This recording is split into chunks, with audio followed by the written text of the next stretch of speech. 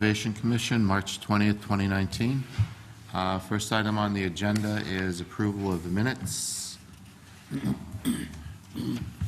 have March 6th, February 20th, and February 6th. Is that February 20th too?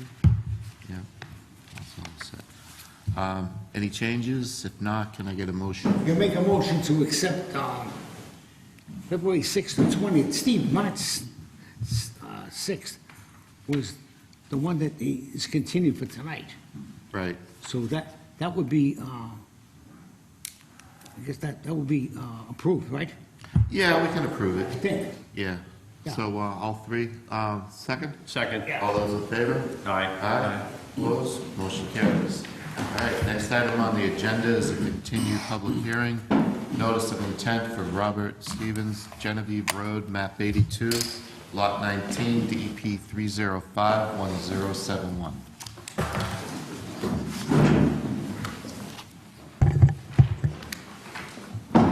Good evening. Hi, good evening. So last we left it, they're looking for some flood storage and some examples of the flow-through storage. It's going to be on stilts, but what's going to be wrapping around it, diagrams of that. So did we get those? Board should have everything there. I believe Norse Engineering did supply everything. Environmental, yeah.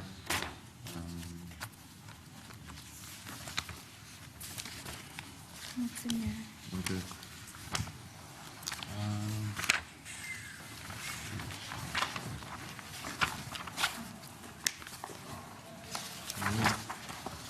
And we're also waiting. Oh, these examples? Yes, they're just, yeah, they're examples. Right. Anything that you can find at like a Home Depot or a Lowe's. Right. Can you see the pictures? Oh, there they are. I see it now.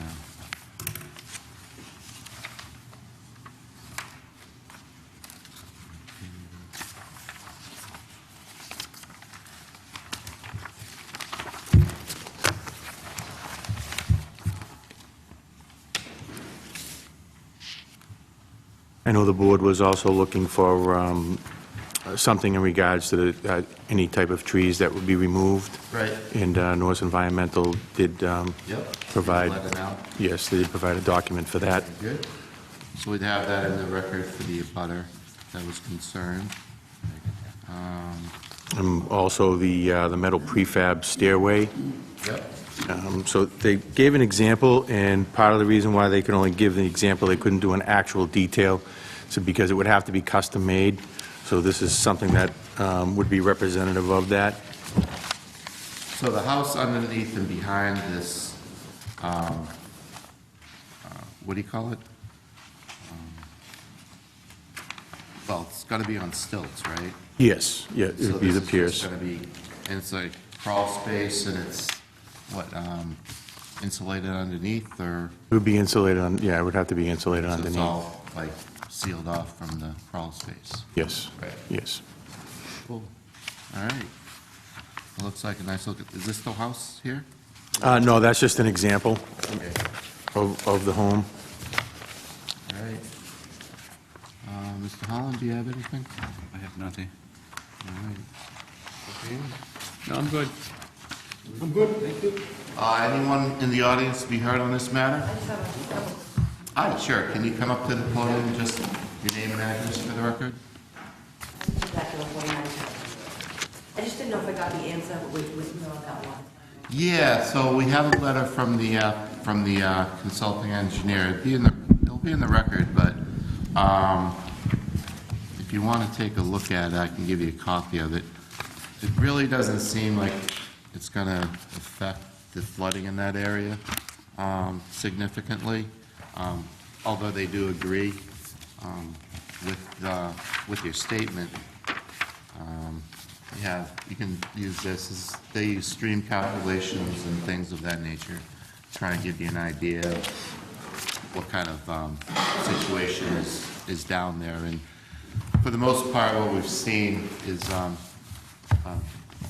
the concern that the house is not going to increase the flooding in the area and that it can withstand any flooding in the area. That's two concerns. One is that it doesn't, like, impede the flow of the river, so, like, get ripped off its foundations or something like that. But the other one, so that the flooding is not, is mitigated, and so it doesn't cause any increase in flooding down in that area. The water, like I said, with all the trees being Right. taken down, all Right. that water that they would absorb is going somewhere. Yeah, Where's so, that I mean, going? if you really think about it, in the grand scheme of things, when a flood is going on, all the millions of gallons of water that's rushing through the Shawshene River and the water that's in the trees, it's minimal in consideration of the water that the water storage that you're losing. I mean, there is water storage in the trees, but in the grand scheme of things, all the millions of gallons flowing through the Shawshene River, it doesn't really affect it that much. But you can see the report that they gave, the details. I know it's kind of scientific, but, yeah. And then my other question was just Yes. hawks and owls that live in those, that could live, I don't know if I've seen Yeah. in those areas, that they just lose their homes? Yeah, so that area right there, the only, it's called the Massachusetts Endangered Species Act, and it would be, that area doesn't have any sort of restrictions on it for any wildlife. So there's no protection for any wildlife down there necessarily. And who's, because this didn't have to go now in front of the building, who's overseeing that things are being followed and, you know, what The he building said? department. So the building, so if you approve it, saying it's okay to be built, then he just builds it in. Yeah, so I guess it has to meet state building codes. And they're making it so that it doesn't get washed away in a flood and doesn't impact the flow of the river and doesn't increase the flooding in that area. Their increase of flooding could mean that we start flooding because now trees are down. I mean, they're basically on stilts above the water. Yeah, he might not flood, but what about myself and my other neighbor? Because that's, I haven't seen anything presented that would actually yeah, I know, say that unfortunately, it was they couldn't do increased your that. flow. I mean, I understand where you're coming from and your feelings on it, but scientifically, it really won't, cause any additional flooding. Considering what he's planning to do, the mitigation that he's taken into effect, and it's actually is a distance away from, it's like 50 feet away, so it's outside of our, what they call no-build zone and no-disturb zone, so, Of where he's building it? yeah. So any setbacks, he doesn't It's have in to follow? it's in the floodplain, but from the actual river, it's within the setbacks of our conservation.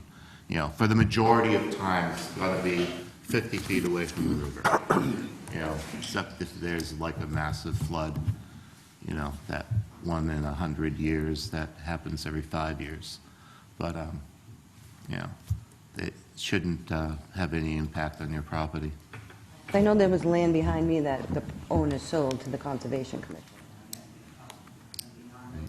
Yeah. because it was on, and that was not as close to the river as... Yeah, well, Is this- all the Ts are crossed and the Is dotted. It's like the plans he submitted, and he's legally entitled to do it. All the plans he submitted mitigate everything that he's proposing to do, and the building department will make sure that he's properly constructing it according to the state building codes, so that it is worthy.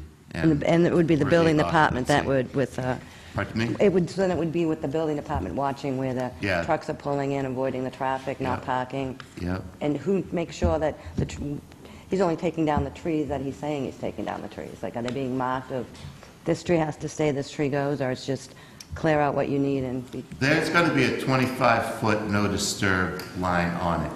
So anything between the 25-foot no-disturb and the river won't be touched. From where the river is at a low point And there or will at a be a high point? line there, and there will be a series of signs that will tell the new occupant of the house that they're not to go beyond this area. It's a no-disturb zone. But I mean, do you guys go out there before the bill I comes? do. That would be my job, All right, yes. so you go out and then you would mark and say these... So new I trees would do a that stay. pre-construction meeting with whoever's building the project, and those things would be figured out beforehand. Okay, where it's going to be and where the property line actually is versus... Nothing with the property property, lines, it's just just everything, where- I would make sure that he's following his order of conditions. Which would just be what trees stay, what doesn't stay. This Just is only whatever's for the Conservation Commission permit. Yeah, so like you guys say, yeah, we're going to give it to you because you're going to do this plan, this plan, this plan, so then he can't go and say, well, now I'm going to change, move the driveway from here to over here. It's whatever he's put in front of you, of how it's Yes. going to be. Okay. That's all. All right? Okay, thanks for this. Great, thank you. Is there anyone else in the audience for this matter? Seeing no one rising.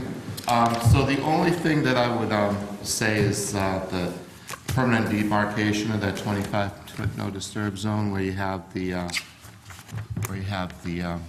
straw bottles or whatever you have right now, like after the construction, if like every 25 feet, 25 or 50 feet, just demarcation that it's a no disturb zone. You can work with Stefania on getting permanent demarcation done in that, but that's just for the future occupants. Yes. Right? It's a no disturb zone, so they know what's going on. Yes. All right, great. That's the only conditional condition that I can think of. Was there something else, Stefania? No, Okay, so demarcation, follow the plan. Everything's on stilts. We have a staircase made out of metal. Is there anything else that you want to think of? Yes, sir. I'm good. All right. I'm fine. All right, so can I get a motion to close the public hearing? Motion to close? Second? Second. All those in favor? Aye. Aye, opposed, motion carries. And as for the notice of intent, can I get a motion to approve the notice of intent with the standard order of conditions with the following notation that the 25-foot no disturb zone should be marked permanently. And that's it. Any motion to that As effect? stated. Second? Second. All those in favor? Aye. Aye, opposed, motion carries. Thanks a lot. Thank you.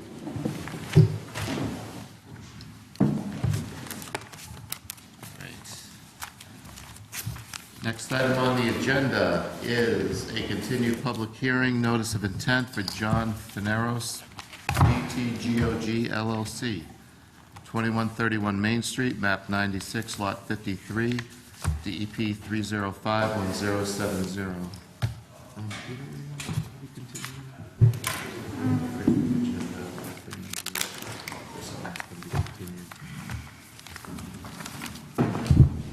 it's discussion. It's not a public hearing. Hi, can you just introduce yourself for the record? Thank you, Mr. Chairman. For the record, my name's Andy Street with Civil Design Consultants. And John Fineris, BTGOG. So we are here to discuss project at 2131 Main Street. It's DEP file number 3051070. And just so the commission is aware, we have a concurrent process with Planning Board right now. We were here, and it must have been a month or two ago at this point, to present something similar to what you see tonight with some modifications to the layout and the design, incorporating some comments from this commission, Planning Board, DPW, and other reviewers. Just to refresh the commission's memory, this is a 2.6 acre parcel with frontage on Main Street. There is a wetland, bordering vegetated wetland system along this northern property line here, flagged by North Environmental in August of 2018. The FEMA floodplain also extends onto the property, more or less in this area here. It's at elevation 87.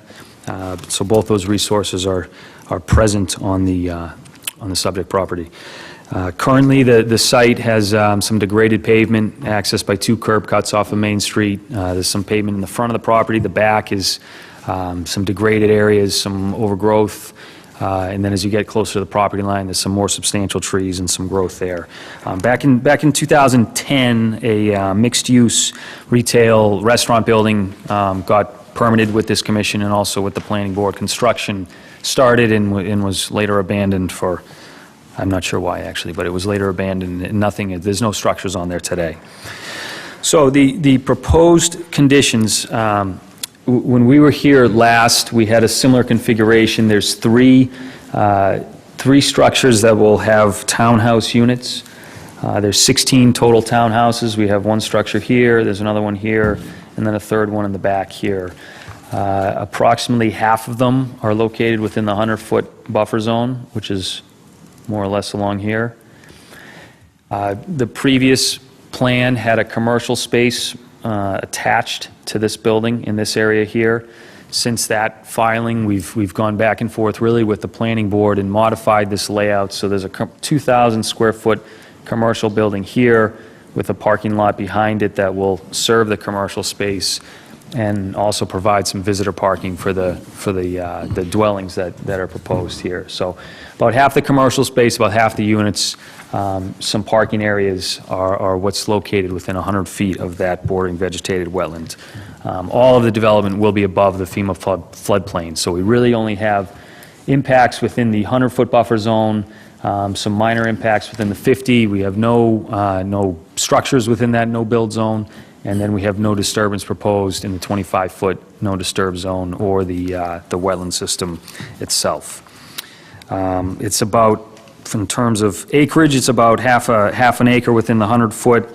About 4/10 of that is between 150, and then about 1/10 of it between the 50 and the 25. From a stormwater perspective, we've got a series of catch basins that will collect runoff from the parking lot that will pipe it into subsurface infiltration systems where more treatment will happen and infiltration into the ground as much as possible there's 2 systems. There's one here in this area at this parking lot, and then one up here near that building towards the rear, both of which have overflows that head towards the wetland. Those systems, the site itself, all of it's been designed in compliance with the stormwater management standards. Peak flows are mitigated. We have no new point sources. It's all treated. There's riprap at the outlets, and everything's been designed in accordance with the DEP and the town's regulations. There's an O&M plan that's included in the notice of intent application, and we'll certainly have a SWIP filed with the EPA if and when this goes to construction. The first meeting we had with this commission, there was, I think I took away maybe 3 or 4 comments that we've since addressed. That the placards you just mentioned from the previous filing were showing 25. I think it's 50 feet on center along the 25-foot no disturb zone. We have placards that will be installed. There's a sign at the edge of this parking lot instructing snowplow removers that snow shall not be dumped into the buffer zone to minimize or prevent that activity, hopefully. And then there's some trash that is located in the wetland today that was not placed by the applicant, but has been there for a while, I think, that will be removed. We note that on the plans that it will be removed. That came up, that was noticed by the town's wetlands consultant. Stefania has followed up with that, and that will be removed as part of the project as well. So I think with that, turn it back to the commission. We're happy to answer any questions or address any comments you may have. So is there going to be a chain link fence or anything to prevent trash and stuff from going into the wetlands in the future? We do not propose a chain link fence, no. So that'll be the only thing. But Stefania, you were also talking about 2 sets of erosion control. Is that on the plan that they have? Or I don't know if it's on the plan. It was one of Bill Manuel's comments in his letter to the commission, so I think it's just something we could condition.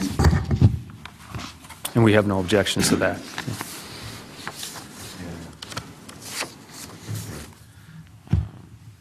Mr. Holland, do you have anything? I have a couple of questions. The commercial building, do you know what's going to be going in there? Are you limiting yourself? Because if a restaurant goes in there, now we're looking at a grease tank. It will not be a restaurant.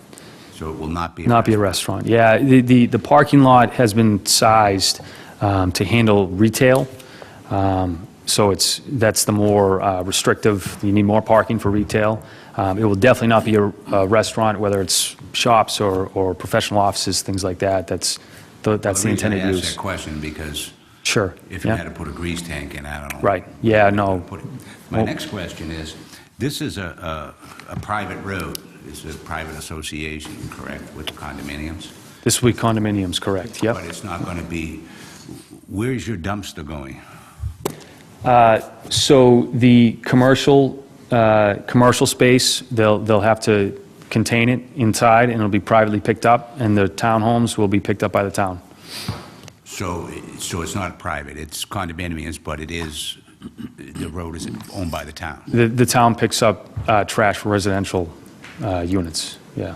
Okay, so the It's a driveway, It's a so driveway. it serves those, but the town does pick up the trash for residential units, so we don't have a dumpster Okay, proposed. so there's going to be no dumpster? No dumpster, Okay. correct, yep. Now, my last question is, the water flow, that's flowing back to the wetlands, not out into Main Street, correct?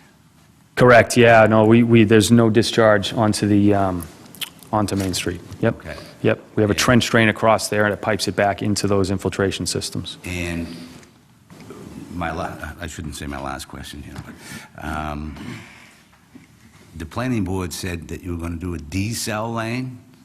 There was much discussion about a decel lane on Monday night, yes. So how would that impact where these buildings go and the water? So we are working through access discussions like that, a decel lane or something similar. We're working through that now with, this is a state road, this is Main Street, so that needs to go through the DOT. So we're working with the town, the planning board, DOT right now to, one, wrap our arms around whether that be allowed at all by the DOT, because ultimately they would have to approve that. Right. If it were to happen, I would anticipate some changes to the curb line in the buffer zone here. I don't anticipate any changes to building locations or anything like that to make that work. But we haven't gone through that exercise. We've spoken with the DOT, our traffic engineer, and the preliminary indication was that it wouldn't be required, and they definitely said it would not be required. Whether they permit it is kind of the question on the table. Were it to happen, yes, there would be some changes to this layout in this area here, in the curb line and things like that. In the wetland abuts where the decel lane would, assume the Yeah, decel lane was right. going to be installed. Right, so there would, yeah, I mean, you'd be talking about more runoff that would be captured in the Right. street, not on the property, but it would be in the buffer zone to that wetland. Yeah. Okay. Does that answer your question? I'm not sure, Yeah. yeah?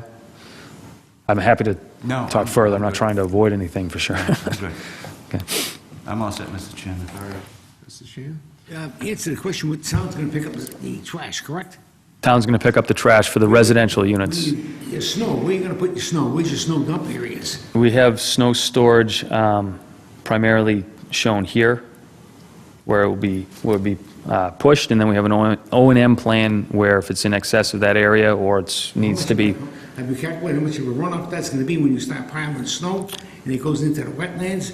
And are you gonna be using salt in that area? well, it's certainly, if, Salt, what's your, well, the majority of this is outside of the buffer zone, but certainly if salting is something this commission doesn't want, we would not be salting because of the harm it could pose to the wetland. The snow itself, if and when it does melt, it will be captured. From here, it will be captured in the catch basins and piped into the ground where it will infiltrate, that's is your what only it'll snow do. dump area right there. Yeah, well, we're certainly not dumping along this edge of the property line because that's in the buffer zones to the resource area. So, yeah, snow will be pushed over there, and if it needs to go elsewhere, it has to be trucked off. Okay, Steve. Mr. Sheehan? No, I'm good. Okay, so, there was on March 15th, a letter from Ann McGinty, and they were talking about the design shows snow storage areas on top of or near to proposed sewer manholes to the west of Unit 5. Yeah, yes, I am, and that's right in this area here. Right. So that is the remaining comment from the DPW, and we will tweak the snow storage areas and note that however it needs to be to make sure that snow isn't piled on top of that manhole. All right. Yeah. And you already looked at impervious surfaces for stormwater and infiltration, and the BMPs they have on site, you won't need that. Correct. Yeah, I mean, we dug test pits to look at groundwater elevations and soil types, and use those to size the stormwater systems to handle the 100-year storm event. So operation and maintenance manual in place, Mhm. in perpetuity and all that good It stuff. is, yes, yep, yep. So as the planning board, the only thing outstanding was that decel lane might change the plans? Yeah, I mean, I think we kind of batted this around today, but I think the hope tonight was to get a sense of where this commission stood, but continue this to, I believe the next meeting's the 3rd, unless I'm mistaken, that'd be 2 weeks from now, just because there is the potential for that change, and were we to close, I'm not speaking for the commission, but were this to reach the point of being closed, we'd then have to refile and for changes to the plan because of that decel lane. So you just want to wait for the planning board to finish what they're... I don't think we have a choice. Yeah, I don't think we have a choice. So if it's not an issue, we'll probably continue this then too until April. But this is a public hearing. Anyone to be heard on this matter for 2131 Main Street? Seeing no one rising. Can I get a motion to continue the matter until... So moved. April 2nd? Second. All those in favor? Aye. Opposed? Motion carries. Thank you very much. Thank you.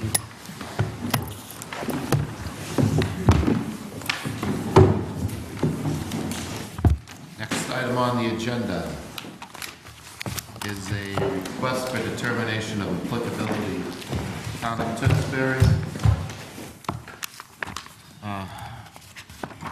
127, 128 Beach Street, map 69, lot 60 and 138. Good evening. My name is Peter Hartford. I'm with MPH Environmental. I'm representing the town DPW.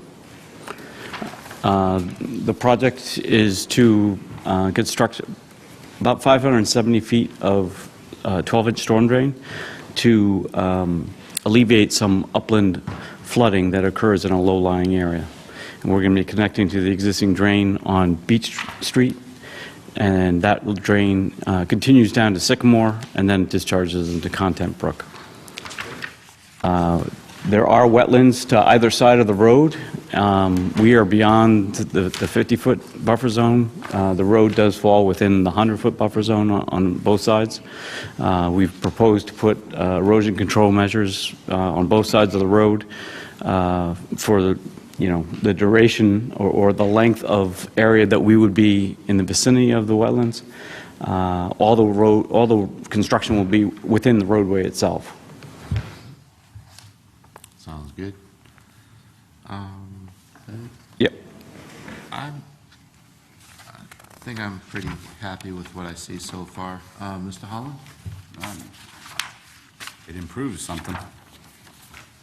No, I'm good. All right. Mr. Sheehan? When do you plan to start the project? We've actually bid the project already. We have a contractor, a low bidder at this point. We're in the process of issuing contracts right now. They were mailed to him, so we expect it could be started within the month. I'm good. How long do you expect this to take? Sorry, what was The actual construction? Yeah. We gave them a time for completion of 60 days. Normally what happens is once they get the award, there might be a couple weeks to get their submittals in. The actual construction should probably take 2 to 3 weeks. They will put temporary paving down this year and then come back most likely in the following year to do the final paving. So it's in the middle of the street. Is the street going to be completely closed for the rest? No, it'll be, it'll remain open. We're actually on, we're to one side of the road. We're not in the middle of the road. All right. And he has to maintain one lane of traffic. And the plans include a traffic management plan for that. We also have, they'll have police details out there the whole time as well. Okay. Thank you. Mr. Ippolito? All set? All right. This is a public hearing. Anyone to be heard on this matter for Beach Street, Department of Public Works? Seeing no one rising, can I get a motion to close? Motion close. Second? Second. All those in favor? Aye. Aye, opposed, motion carries. And as for the request, can I get a motion for a negative determination? So moved. Second? Second. All those in favor? Aye. Aye, opposed, motion carries. Thank you very much. And the next item on the agenda is a public hearing, request for determination of applicability, Arthur G. Marcos, Department of Public Works, Sharon Street within the right-of-way. How you doing?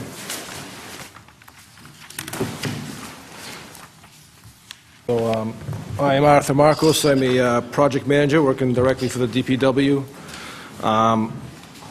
One of my jobs is doing the roadway reconstruction or the roadway resurfacing. This year, we'll be doing Sharon Street, the entire, we'll be going in and removing 4 inches of the existing asphalt and then replacing it with 2 layers of asphalt, 2 inches of binder and about 2.5 inches of top. We won't be changing any grading, width or length. Any manholes there will just be adjusting to fit the new surface, and we won't be adding any new drainage. And there's a substantial amount of curbing there. We're going to keep that in there. And obviously, you know, we'll be putting in silt sacks and silt fences where needed. Sounds good.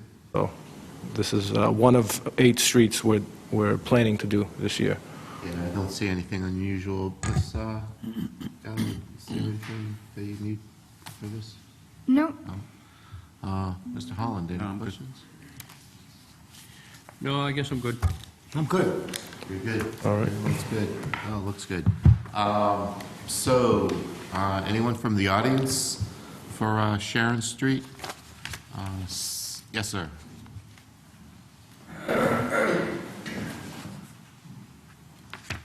Name and address for the Dick record. Hugo for 73 Emerald Court. I don't really have a question more than a comment. The casting's going to be raised and concreted in, so we don't have to play sewer manhole bingo like we do on all the other streets? I think that's part of our spec, to use concrete. I know that there's been a couple of different theories on some places use asphalt, but concrete is probably a better option. I know sometimes they just cut it out, and then Yeah. they patch it afterwards. And No, so what we're going to do is, since the road will be complete, all the asphalt will be completely removed because it's in that bad of condition, then we'll have the opportunity to actually put, when the binder's down. yeah, when the binder's on, so. I know everybody that lives in Tewksbury knows where every manhole in town is. Yes. And, So you're going to grind it? well, yeah, remove all the existing asphalt. Grade? Not necessarily regrade, we're going to keep what's there. So if there is catch basins, this is going to be graded to those same exact catch basins. Driveways might have to be cut back just a little bit, just to get a smooth transition into their entryway. All right. So, anyone else with any comments? Seeing no one rising, can I get a motion to close the public hearing? Motion to close. Second? Second. All those in favor? Aye. Aye, opposed, motion carries. And as for the request, can I get a motion for a negative determination? So moved. Second? Second. All those in favor? Aye. Aye, opposed, motion carries. Thank you very much. Thank you, sir.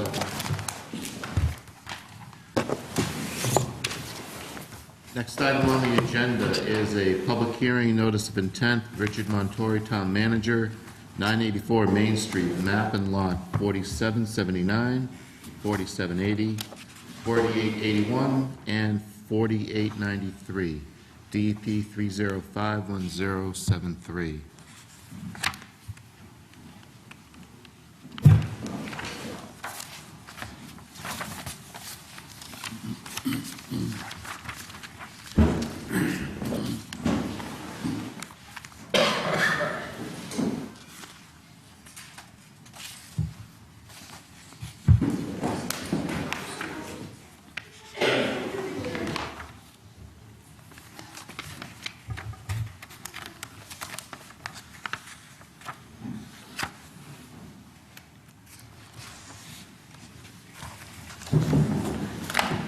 Hi, good evening. Just Hi, your how are names and addresses for the record, for companies.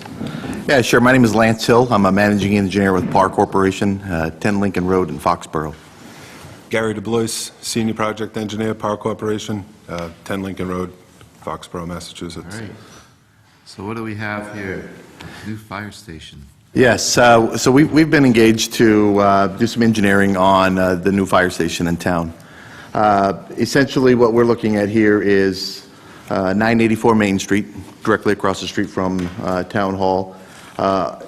Access off of Main Street into a new fire station via a driveway access. Parking for the new fire station, it's a small site, just large enough to support the building itself. So parking has been designated to fall on the lot that is behind, to the north of the building. It is bifurcated by a National Grid easement, which separates the two parcels here, thereby making for a little bit of a challenge on access. How we got to this point here, the town went through a feasibility study on a new fire station. They identified a couple of sites in town. We were not involved in that process. And they ended up selecting this site after ruling out a couple of the other sites from programmatic needs. What we're showing here is a fire station, driveway access, a connection to an abutting property, which is the Bank of America parcel, and a connection to the rear parking area. We call it the rear. It's north of the site. The south portion of the site where the fire station would be located and the driveway access, from a resource area perspective, there's not a lot going on there. The majority of the resource area impacts are on the northern parcel of the site. Pretty challenging, you know, it's a complicated site. They have floodplain associated with it. They have a large wetland complex that runs pretty much on the entire western side of the proposed parking area. And there is, the wetland complex is quite complex. Since we submitted this, our wetland scientist who did the flagging out here, we understood this was going to be fairly complicated. We were hopeful that she was going to be joining us tonight. Unfortunately, she got a stomach bug and wanted to subject everybody to that virus. But when she flagged that area out here, she determined the layout of the wetland flags and a stream that was determined to be intermittent. Since then, we've received a letter from your consultant there talking about a couple of ideas that he has in terms of plantings along the edge, a discussion about the wetland replication area, and most primarily about the stream. Our wetland scientist determined that it was an intermittent stream based on some of her field observations. Your consultant has asked us to take a look at it from a perennial standpoint, which certainly adds a new layer of challenges for us on the site. So I wanted in general to kind of lay this out here to show you where we are. I wanted to walk through, if you would, a couple of alternatives that we were utilizing working with the town that led us to get to this point here, if you don't mind.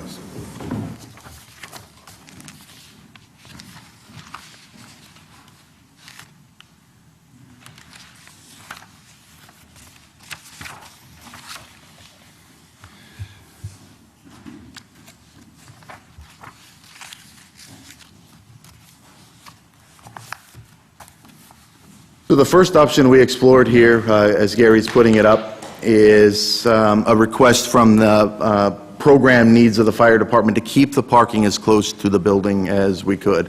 Knowing that the National Grid easement separates the building from the actual proposed parking, we looked at what it would take to put parking all the way in the corner there.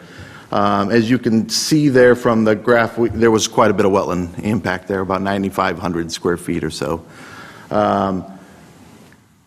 Realizing that impact was quite large, we moved to a second option, which was kind of a long linear parking area along the eastern side of the property, keeping the parallel parking approach, so, you know, both sides of the driveway, kind of minimizing that width of the footprint.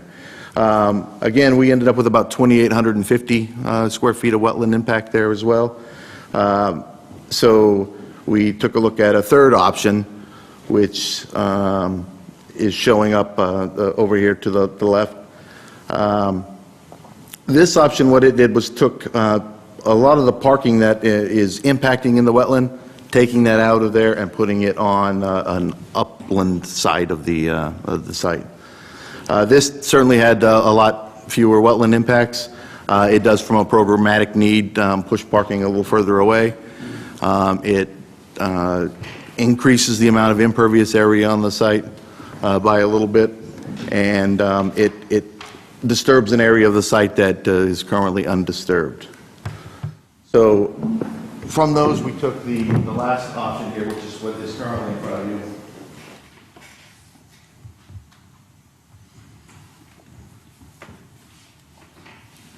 It's kind of morphed the two of these together. We kept the parking along the linear side here. We removed the parking that was creating the largest wetland impact, and we shifted that all up here and towards sort of the most upland part of the site. That's currently what's in front of you. When we had made the submission, we received the communication back from your consultant, and Stefania had put together, working with the consultant, another option that sort of mimicked our third option there, moving the parking outside, pushing it a little further away, minimizing the impact, if we could, in the wetland area, and pushing the parking more up in the upland side. So we laid that out here as one of our options for consideration.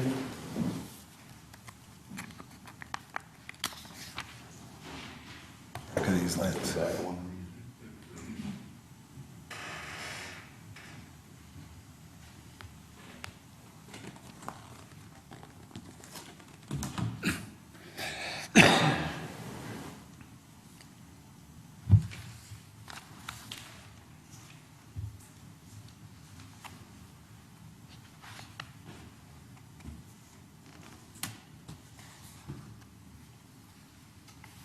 We took this option here where we narrowed the driveway that's leading from the building, pushing more of the parking up here on the hill. So these are two of the options that we have. And, there's some trade-offs. There's some pros and cons to each of these that we'll get into a little bit more detail here when Gary talks. Primarily, though, we have the wetland impacts here. It's about 975 on our current option, 975 square feet. Versus another option here that adds additional impervious area on the site and disturbs this area up here that is currently undisturbed. One other challenge there comes in with the determination of the stream itself. If it does, if it is determined to be a perennial stream, that would add a 200-foot riverfront area on here, which is what we're showing. This option impacts that riverfront area a little bit more than what this option would be. We show the 200-foot riverfront here. Essentially, it's this area in here that would be impacted a little bit more. So our wetland scientist is planning to meet with a consultant out there. Unfortunately, they weren't able to connect this week prior to the meeting. They are planning to go out and meet early next week. We should be able to have that determination there and update our plans accordingly. So simply put, either more wetland disturbance or more riverfront. That's exactly correct. And that's what we we've been talking internally here. What's more valuable? They both have a huge value to them. One benefit to this plan here is that you get wetland replication. There are arguments out there that wetland replication isn't as great as actual wetland, and we certainly understand that as well. But in our plan, we're showing about a 5-to-1 wetland replication area. Are we under 5,000 square feet? You said 975 or? A wetland impact, 975 square feet. 975? Okay, so you're under 5,000, right? Yeah. Okay. Go ahead. So I'll let Gary talk a little bit more about just our stormwater impacts and some of the other more nitty-gritty engineering details. Great. Actually, Lex, if you can leave that one up for me.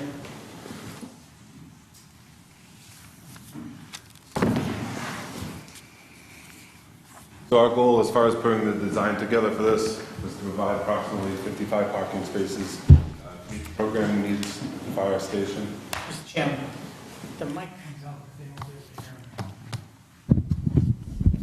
listen. Thank you, sir. Is that okay? Yeah, that's great. Perfect, thank you. So go back to that. We were tasked with designing a parking area here with approximately 55 parking spaces to meet the fire station's needs, their programming needs. We took that and, as Lance had mentioned, through multiple options and alternatives that we went through. This was the layout that seemed the most invasive to any of the natural resources, trying to stay on the eastern portion of the site. Along with that, there were some other features. There's a series of retaining walls here on either side of the parking area to try to minimize impact to those natural resource areas. There's conveyance piping on the southern portion of this parcel as well as the northern portion of this parcel to allow not only any runoff from the abutting property, but also with this being in the floodplain to allow the ebb and flow of floodwaters, also minimizing the fill within that within the floodplain. With respect to stormwater, this is really divided into two areas as far as stormwater treatment goes. The northernmost portion will be directed towards a bioretention area here, which will be vegetated, providing treatment and flow attenuation. Along the mid to southern portion of this parcel, runoff will be directed to a series of tree box filters, which will then be piped to an underground detention system, and eventually piped out here to the wetland system to meet both the treatment and flow attenuation requirements. Snow stockpile is proposed in the upland portion here. Apologize, running through the list and make sure I didn't miss anything else I wanted to mention. I think that covers running through. So you have underground retention. Correct. So cost-wise versus impervious surfaces, it's a little less money maintenance-wise and construction-wise for that, or, you know what I'm saying, impervious surface instead of underground? Oh, to try to, well, the difficulty we are finding here, and actually, let me transition back here. Drainage and all that.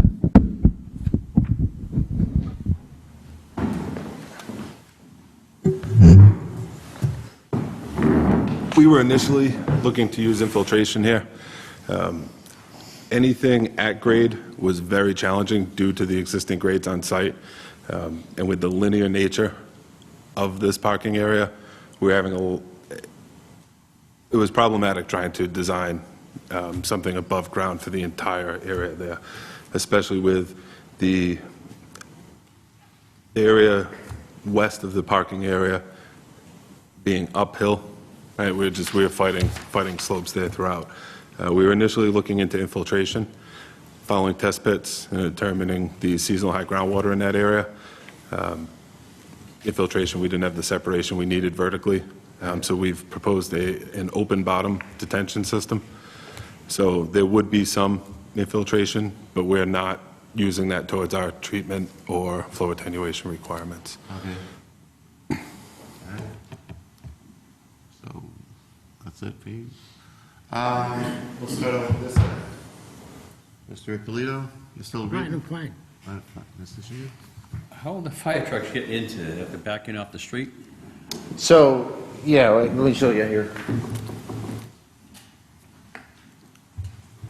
What we have done, again, you know, we're recognizing it as a very tight site here.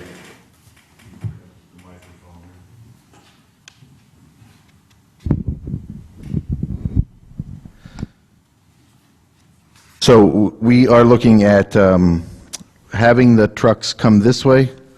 That's why we have a flare on our curbing down in this location, so that they can come in here, make the turn, and back into the garage.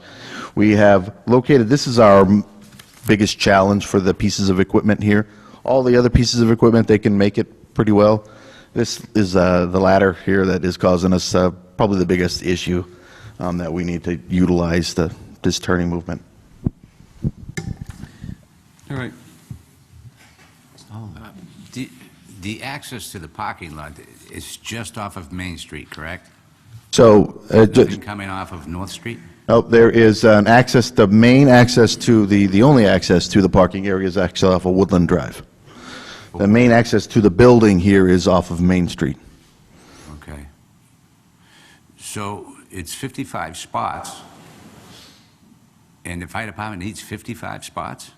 Or is this going to be a public parking lot? This would serve the fire department, yes. Just the fire department only? And through our programming discussions with the town, that is what we've been tasked with designing for, 55. Okay. Thank you. This is a public hearing. Anyone to be heard on the matter? If they want to rise, go to the podium and introduce yourself for the record. Good evening, Mr. Chairman, members of the board. For the record, David Plunkett, 257 5th Street, Tewksbury. I'm here also tonight representing Richard Stanichuk, who is the direct abutter to this parking lot area right here off of Woodland Drive. Mr. Chairman, I understand that, different jurisdictions of conservation and planning board and things of that sort, but it shouldn't be in a vacuum, though. There has to be attention paid to, if you're looking at a layout of a parking lot, you have to look at the other elements, as to why you're laying it out this way. And there are issues that have to be addressed here. This property is residentially zoned. This is a residential area. Mr. Stanichuk actually just built a brand-new home there based on conversations he had with the town relative to the size of the parking lot. And the 55 spaces, he was very much surprised by the extent of the parking lot, that you now got this residential area, that you've got a brand-new home in a residential street, that now you're going to be looking over this significant, a 55-spot parking lot right in the middle of the, and the only access is going to be through their neighborhood. This was a dead-end street, very little traffic. Now you've got a 55-space parking lot. I believe, Mr. Chairman, that from the sounds of it, this isn't going to be closed tonight for hearing. So really that's our major concern, because the intent is to have further discussion with the town. There had been discussions previously, and again, we understand the importance of a fire station and the need of the town, but there has to be due consideration given to how in relative to your jurisdiction as to how this is laid out, these other elements as to where it is, who's impacted, and there might be issues other than, the waivers or the proposal that this is under that special provision of the bylaw that says if it's for public purpose, safety, and, health and well-being and things of that sort. I would bet that we don't have 55 spaces over here now. We don't have a fraction of that. Do we know how many parking spaces that the fire station currently has? I don't know offhand. I don't know, okay. So our concern mainly tonight was to make certain that this isn't closed, that there are issues that, this board should, see that there's a larger picture here, and certainly, relative to whether this is a viable layout or not, should take into consideration the residential neighborhood they're putting it right in the middle of, the fact that the direct abutter to this property just built a brand-new home, and it has significant impact upon them. Thank you. Do you know where the 300 feet away from Main Street would lie on this, approximately? 300 feet away from Main Street?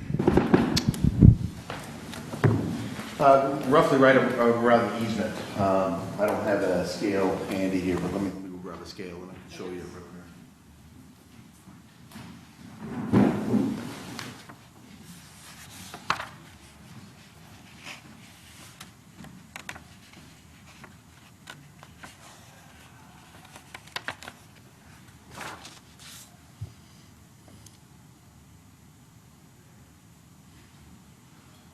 Right behind the back of the building on the National Grid easement.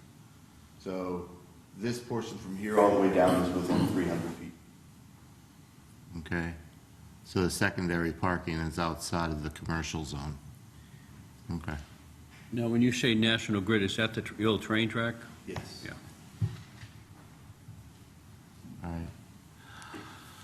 right. Food for thought. Anyone else to be heard on this matter? I think we will be continuing the matter, but April 3rd might be too soon, or what do you think? It's, do we have a second meeting in April? Yes. We do. You don't think you'd be able to address all these comments and everything by the 3rd, do you? I do. I think that, unless something comes major out of the consultant's site visit with our wetland scientists on Tuesday, I think my Well, we got preference... the whole riverfront versus wetland issue, and so I'm not sure which way Mr. Manuel is leaning if it's not perennial. So if you do take a look at his review letter, I just want to make sure that the commission's aware there are about 11 comments that need to be addressed. So I know that we are having a site inspection next meeting, but I know I would be looking for these comments to at least have some kind of comment back, and we can talk about that. I don't know if you want me to mention them all, but I have them listed. I believe the majority of them were relatively straightforward. Okay. Whether it was adding signage along the retaining wall. There was one wetland flag that he thought should be shifted a bit. So that, just so the commission's aware, that could increase the BVW alterations, so. That wetland flag was in this general area. Right. So And it would be kind of like a swale out. This way was the consultant's Right. comment, which would increase this Right. area slightly. So you're gonna do a pedestrian walkway between the two. Between the two, yeah. This connection here serves a couple of different ways. It serves as the pedestrian connection between the two, but also, the means of keeping snow free from the parking lot. The plan is to utilize a rear bay of this building to plow in that direction, as opposed to pushing everything down here, and that would push all the snow right where the pedestrians are trying to walk, closest to the wetlands, and generally not an ideal condition. Just get planning board review? It will be soon. That has not been applied for yet. Okay, so, I just want to make sure too. Right, there were a lot of comments, but I'm sorry to interrupt. The commission should make sure that they're comfortable with the public good exemption for the no disturb disturbance. So that's the exemption that they're asking for in their application. So the commission should decide if they feel that that would meet that exemption. Do you have the easement from National Grid for that cross area? They're currently in the town's currently in discussions with National Grid. I know that they're easy people to work with, but Certainly understand that. Okay. I think our preference would be to continue it to April 3rd, and, with the opportunity, if needed, to continue it beyond. Right. Yeah, I just don't like having continuation on top of continuation if we know that we're not going to be ready on April 3rd. So, okay. Would it be acceptable to tentatively plan for April 3rd at this time, and then based Not on... really. You have to do a date and time certain. Okay. I was going to say, based on Tuesday's meeting with the peer review consultant, Right. I think that would change. Okay, so April 3rd? It is. Get a motion to that? Oh, yep, sir. What? I got a question. And Richard Cuco, 73 Emerald Court, I guess we don't have to worry about dodging manholes here, but given the size and magnitude of this, because I was working also with Mr. Stanichuk, I don't even know they're on the radar for planning board. What if planning board makes major changes? I mean, you got dead-end parking here, you got, we were also told, Mr. Sanchuk was told that National Grid would only give an easement to walk across. Now we're hearing that there might be a plow coming across. Will that turn into fire trucks coming in? So there's an awful lot of issues here that affect him. Mr. Stanichuk's out of town, but he also had a conversation with Mr. Sadwick before he went on vacation, and I missed him on Friday before he went, because we were going to talk about maybe doing some land swap that has less impact on everybody. So that's why we're thinking that, this has got to get to the planning board sooner or later. Right, so if we continue down this path and the applicant doesn't want to make any changes and wants to get it approved, then the planning board makes all significant changes, they'll have to come back and renotice, so.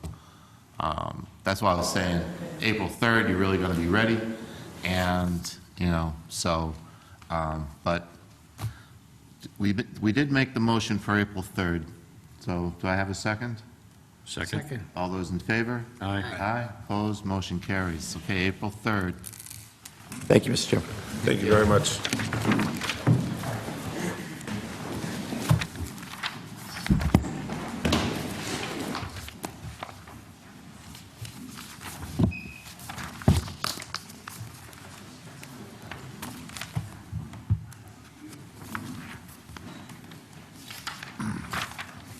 Next item on the agenda is a request for non-substantial change for order of conditions. Diane Guarino, 752 Livingston Street, map 75, lot 34, DEP 305-1061. Hi, I'm Diana Garino, 752 Livingston Street, Tewksbury, Mass.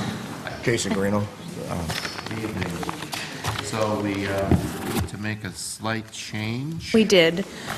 Last time we were here, we hadn't identified where the leaching field was for this existing septic, and we found it quite further back than we had anticipated. We thought it was closer to the house, and the plans that we had given you for the compensatory storage, one piece bordered the existing leaching field, so the Board of Health recommended that we move that portion away. So Norris Environmental worked with the engineer to move it on the property within the same, numbers, and they moved it to the front of the house. So that's just what we're trying to have you review. So we have the flood storage totals are all the same. We're relocating it because of some issues in the field.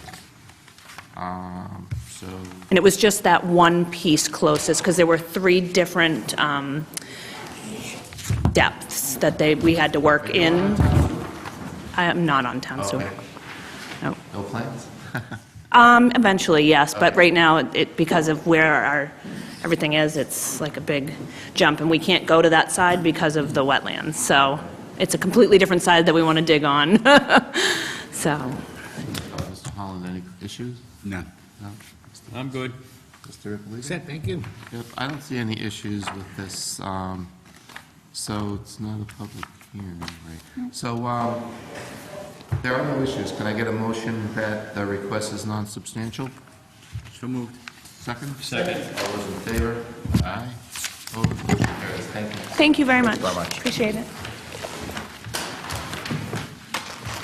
And next up on the agenda is a extension request for order of conditions, James Wu, 1201 Main Street, map 60, lot 39, DEP 305-997.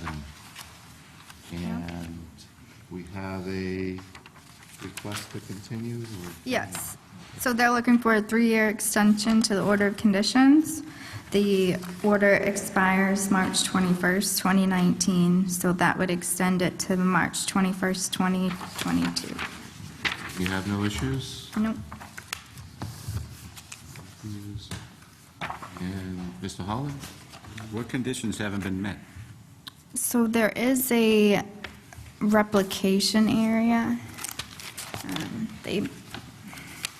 So they'll need to keep monitoring that. And then there's one other condition, but a majority of the site work is done, so it's really just that replication area.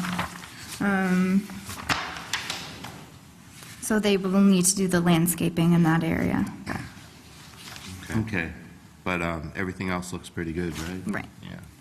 All right. Mr. Shane? I'm good. Okay. So, I'm okay with it.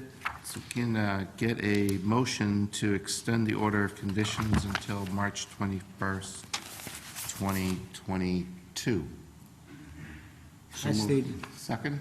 Second. All those in favor? Aye. Opposed, motion carries. Right, next item on the agenda is, second page. Discussion, James Wu, discussion, James Wu, 1201 Main Street, map 60, lot 39, DEP 305997. They wanted to table this to April 3rd. Okay, can I get a motion to table the discussion till April 3rd? So moved. Second? Second. All those in favor? Aye. Aye. Opposed, motion carries. Next item on the agenda is an extension request for order of conditions. Indian Ridge Condominiums, DEP 305-1004. I would imagine that there is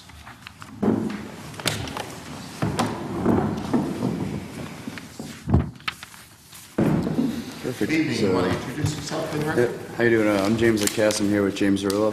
We're here on behalf of Solid Lake Management. We're here tonight to get an extension for the order of conditions at Indian Ridge condominium ponds. Been managing the 4 ponds since 2016. Small ponds ranging from 0.2 acres, 0.7 acres, mainly filled with runoff.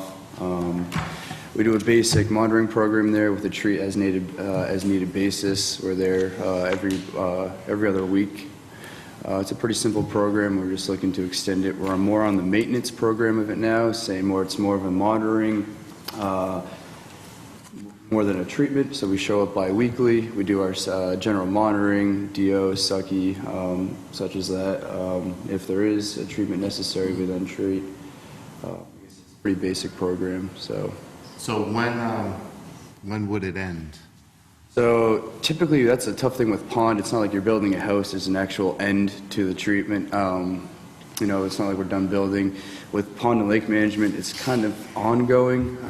You're really targeting certain species, and it's really controlling that population of species, and then kind of just managing the pond, more general surveying. We're at the point right now where kind of in the middle of, we're controlling the species, but we're still in the managing perspective. So asking for probably a 3 to 5 year extension in hopes that at the end of this could be. So that all invasive species will be removed? And It'll be controlled and the natives will pop up. this would be as opposed to a continuing order of conditions that just allow you to maintain it? Yeah, it's more of maintaining, and like I said, we do need the order conditions in order to actually even maintain it. So even though we're not treating, just to actually, continue our surveys and everything. And one of the main issues with this pond is actually the algae, and that's something we typically see golf course ponds. Any runoff type of pond is really the algae you're really trying to contain. So with this, it's really just a couple algicide treatments a year and really just kind of maintain the invasives where they are and slowly draw back the population. Yeah. I'm just thinking a continuing order of conditions, but if does that make sense, this, or, I don't see an end after 3 years. Yeah, there's not, with some projects there really is an end, if there's no fin or no milfoil, phragmites, all that kind of stuff, but, with a smaller type of ponds, especially the runoff ponds, there isn't really a definitive end. Like I said, it's really just managing for So you think in another 3 years might have everything under Well, control? within the 3 years, After especially that, the cattails and everything, those type of populations will definitely be controlled within the next 3 years. It's going to be more, within the next 3 years, it's going to be mainly, how's the algae looking? Are we really controlling the nutrients within the pond, that are there for the algae growth? So maybe a 3-year extension. Yep. And after that, if you still want to be able to continue, We'll come back and. order of conditions there for just maintenance of it. Yep, exactly. Okay, sounds good to me. Mr. Holland, any No issues? questions. I'm good. Right. So Stefani has calculated it 3 years to be April 14th, 2022. So if there's no objections, can I get a motion to extend the order of conditions till this aforementioned date? So moved. Second? Second. All those in favor? Aye. Guys. Opposed? Motion carries. Thank you so much. Sorry to have a button down either. I came from a swamp in Marshfield, so I didn't have time to make it home. I'm not wearing a suit tie. Yeah. Awesome. Thank you, guys.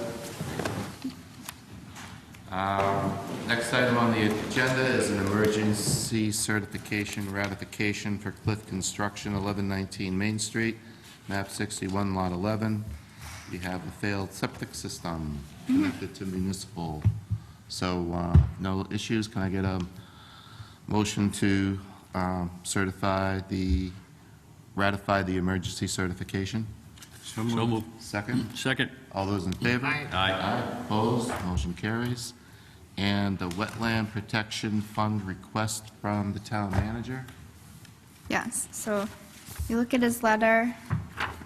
In the past, town projects have not been sent out for review, and I don't know why that is, but I know that I would feel more comfortable having someone like Bill Manuel review these large projects like the fire station. That's just not something that we can do in-house. So they are looking to use money from the Wetlands Protection Fund.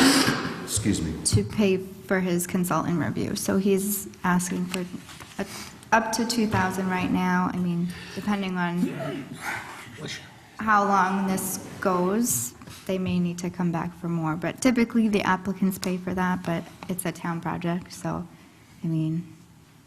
All right. Okay. Any questions, Mr. Ippolito? I'm good. Good. Mr. Collins? Okay, so they're looking for, start with 2,000 to help with the consultant reviews. So can I get a motion to appropriate up to $2,000 from the Wetland Protection Fund? So moved. The commission's consultant to review the town project. Second? Second. All those in favor? Aye. Aye, opposed, motion carries. And that's it for any new business, old business, administrators report? New business, we have everybody got the invite to the Oh, yeah. school project, right? Mhm. Okay, for the Board of Selectmen, which is, I think it's this Tuesday? Yep, Tuesday, there's going to be a presentation on the elementary school, which will be coming to conservation, so would be a good New presentation. schools and new fire stations. Lot going on. All right, so there's nothing, can I get a motion to adjourn? So motion to adjourn. Motion adjourned. Second. All those in favor? Aye. Aye, opposed, motion carries. Thank you. Can I get